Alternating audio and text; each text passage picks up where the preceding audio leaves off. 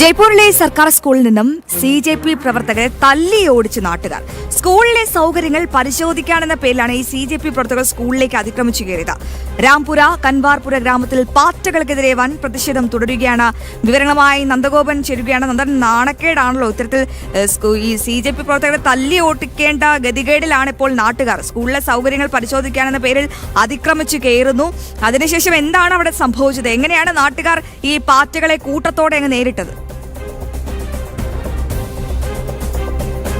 ാണ് ഈ പാറ്റാക്കൂട്ടങ്ങൾക്ക് നേരെ ജനങ്ങൾ ഒന്നിച്ചിറങ്ങി പ്രതിഷേധിച്ചത്.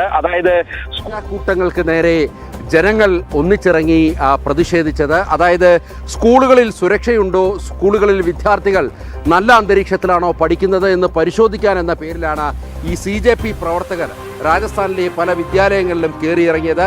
ഇതിനിടയിലാണ് ഈ CJP പാറ്റാക്കൂട്ടത്തിന് നേരെ ജനങ്ങൾ ഒന്നിച്ചെത്തിയത്. തങ്ങൾ പഠിക്കുന്ന അല്ലെങ്കിൽ തങ്ങളുടെ വിദ്യാർത്ഥികൾ പഠിക്കുന്ന സ്കൂളുകളിൽ ഇവർ പരിശോധന നടത്തേണ്ടെന്നും ഇവർക്ക് കൃത്യമായ രാഷ്ട്രീയ അജണ്ടയുണ്ട് എന്നുള്ളതാണ് രക്ഷിതാക്കളും നാട്ടുകാരും ആരോപിക്കുന്നത്.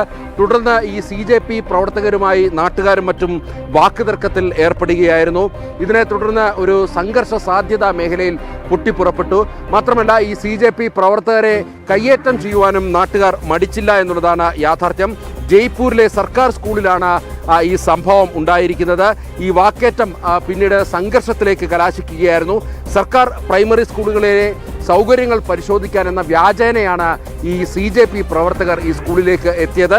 അതേസമയം നേരത്തെ തന്നെ ഈ പ്രവർത്തകർ എത്തുന്നു എന്ന് മനസ്സിലാക്കിയപ്പോൾ തന്നെ നാട്ടുകാർ സ്കൂളിലേക്ക് പ്രവേശിക്കരുതെന്നും സ്കൂളിൽ മതിയായ സൗകര്യങ്ങളുണ്ടെന്നും തങ്ങളുടെ കുട്ടികളാണ് ഈ സ്കൂളിൽ പഠിക്കുന്നതെന്നും അത് നോക്കേണ്ട ബാധ്യത തങ്ങൾക്കുണ്ടെന്നും രക്ഷിതാക്കളും നാട്ടുകാരും വ്യക്തമാക്കിയിരുന്നു. എന്നാൽ നാട്ടുകാരുടെ ശക്തമായ എതിർപ്പിനെ അവഗണിച്ചുകൊണ്ടാണ് ഈ CJP പ്രവർത്തകർ സ്കൂളിനുള്ളിലേക്ക് പ്രവേശിച്ചത്. രോക്ഷാകുലരായ നാട്ടുകാർ ഈ CJP പ്രവർത്തകരെ കയ്യേറ്റം ചെയ്യുകയായിരുന്നു. അവർ വന്ന വാഹനങ്ങൾ തകർക്കുകയും ചെയ്തു. ഏതായാലും സ്ഥലത്തൊരു സംഘർഷാവസ്ഥ നിലനിൽക്കുന്നു എന്നുള്ളതാണ് യാഥാർത്ഥ്യം. മാത്രമല്ല ഇതിനെ ചൊല്ലിയുള്ള രാഷ്ട്രീയ പോരും വരും മണിക്കൂറുകളിൽ ശക്തമാകുമെന്നുള്ള കാര്യത്തിൽ തർക്കമില്ല. അശ്വതി.